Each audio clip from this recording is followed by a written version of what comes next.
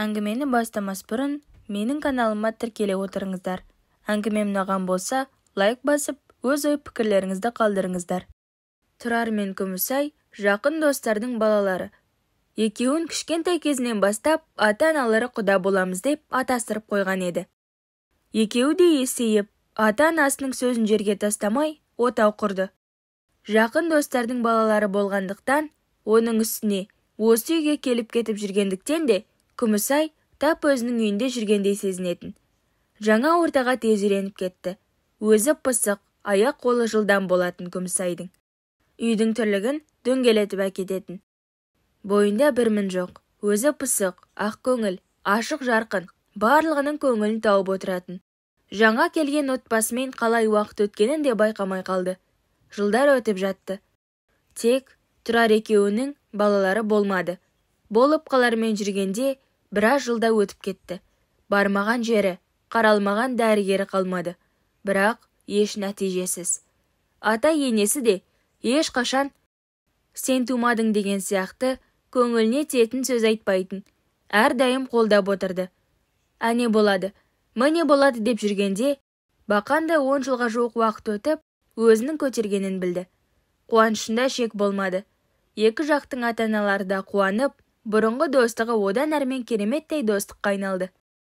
Айы күні жетіп, Күмісай шекесі торсықтай ұлды дүниеге келеді. Есімін Сағынтай деп қойды. Сонша жылда сағындырып келдің деп. Бірақ артынан еш бауыры ермеді. Тек осы жалғыз бала. Бір ұлдың бетіне қарап, әрбір ісін қызықтап, Сағынтай алданыштары болды. Тұрар, ұлымның болашағы деп, азаннан кеш қарайғанша жұмыс жасайтын. Күмісай үйінде баласына қарап, үй тірлігімен айналысады. Екеуі баласының болашағы үшін барлық жағдайын жасауға тырысты. Ауылдан барлық жағдай жасалған үлкен үй салды. Қара шаңырақты түтетіп отыратын ақылды ұл болады деп. Бірақ сол үйді қалай бітірді? Бір жыл ішінде Тұрар жол апатынан кетті. Қиналып қалмасын, алаңсыз өмір сүрсін дегендей барлық жағдайын жасап кетті. Күмісай Тұрардан қалған аманаты деп Сағынтайды барынша жақсы азамат етуге тырысты. Мектепті де қызылға бітіріп, жоғарғы оқу орнына түсті. Оқып жүріп, Ажар есімді қызды ұнатып, сезімін білдіреді. Ажар көп ойланбастан келісімін берді.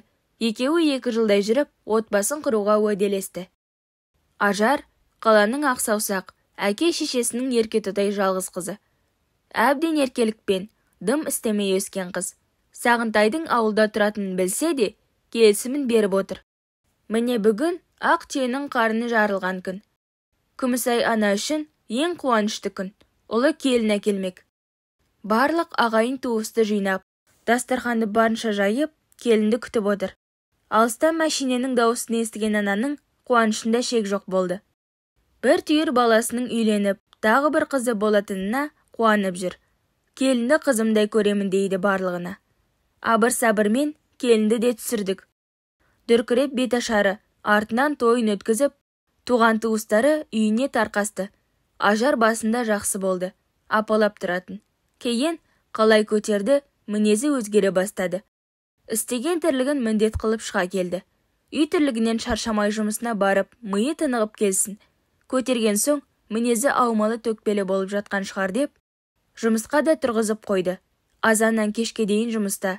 Күмісай ана үйінде келін мен балаға тамақтарын дайындап, үй тірлігінің бәрін жасап отырады.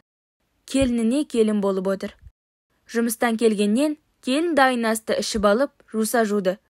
Жумаса, шаршадым, ішім ауырып тұр деп жатып қалатын. Айтатын сылтауы көп. Қит етсе, ішін айтып қорқытады. Көршісі Бағила, келінді тым еркелетіп жібердіңіз. Жалғыз көтерген осы ма еді? Неге қаталырақ ұстамайсыз десе, ол да бір үйдің қыз емес пе? Қызымдай қараймын. Ертең босанып алса басылар дейді.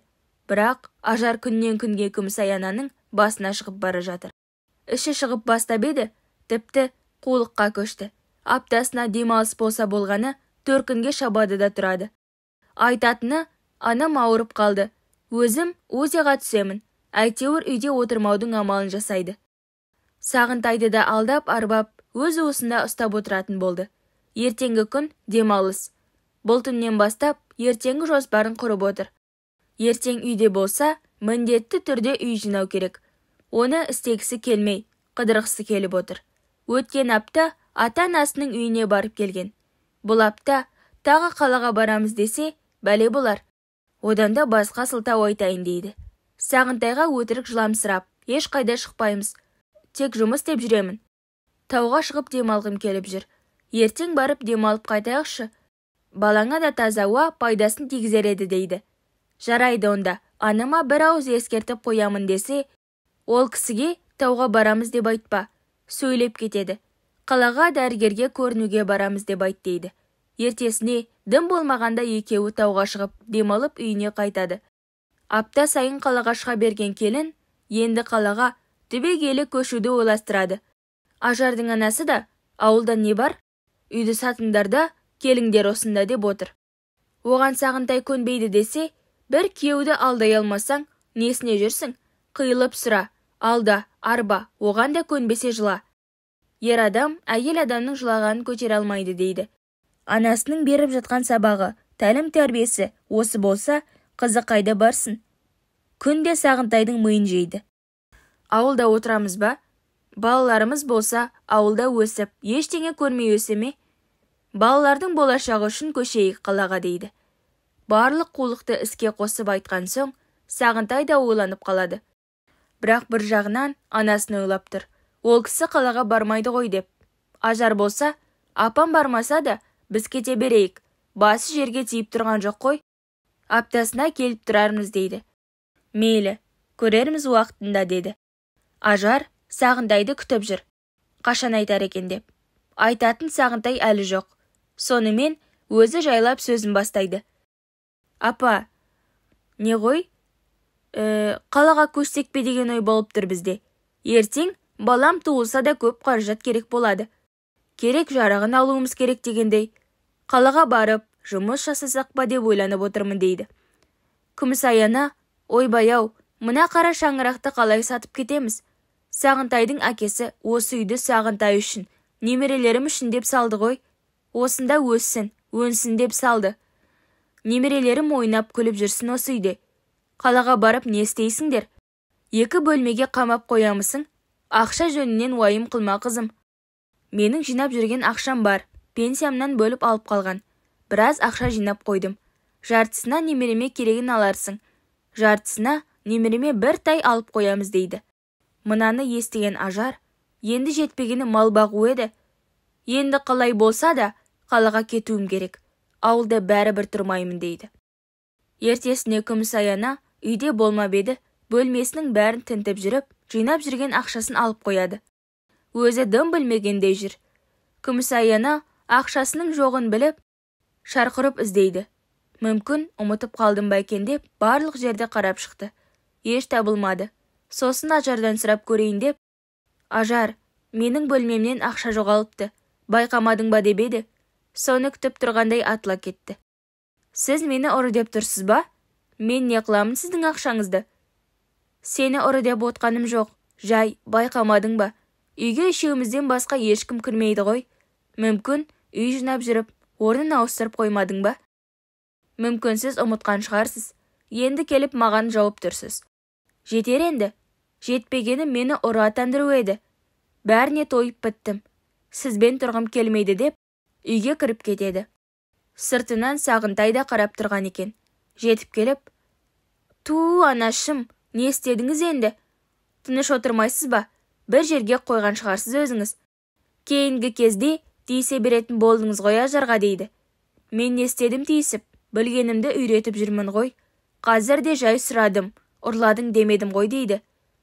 Үйден чемоданын алып, жұлқынып Ажар шықты. «Мен кеттім, енді келмеймін. Мені көрмей, тыныш өмір сүріңіз.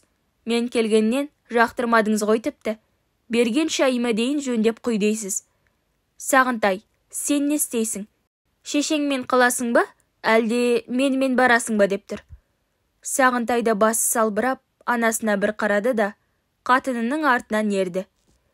Баласынан мұндайды күтпеген Күмісаяна әбден жылады. Сонша жыл күткендегі ұлым осы ма? Жақсыл болып өссін деп тәрбиелеп едім. Берген тәрбием осы болды ма?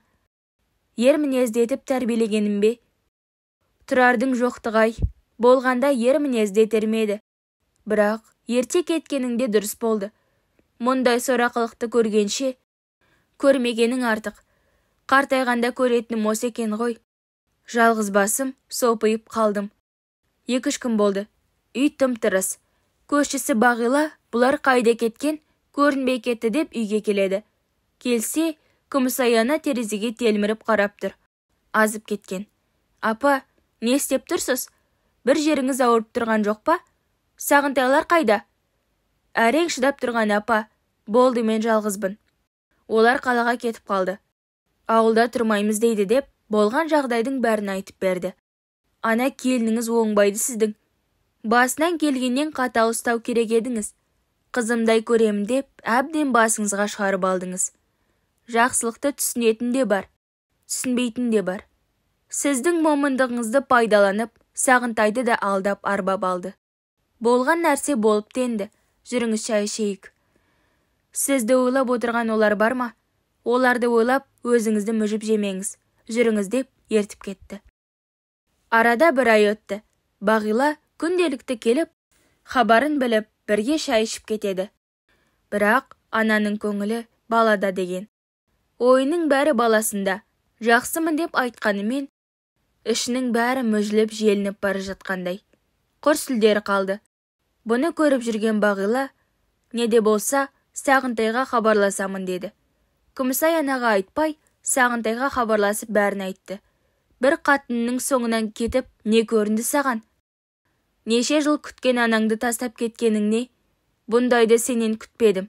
Ертең өзіңнің балаң солай жасаса, не істейсің? Анаң мүжіліп жоқ болып барады. Егер анаң керек болса, кел. Ақыр соңында қу тізеңді құшақтап қалма. Бәрі кеш болмасын дейді. Мұны естіген Сағынтайдың көңілі суып кетті.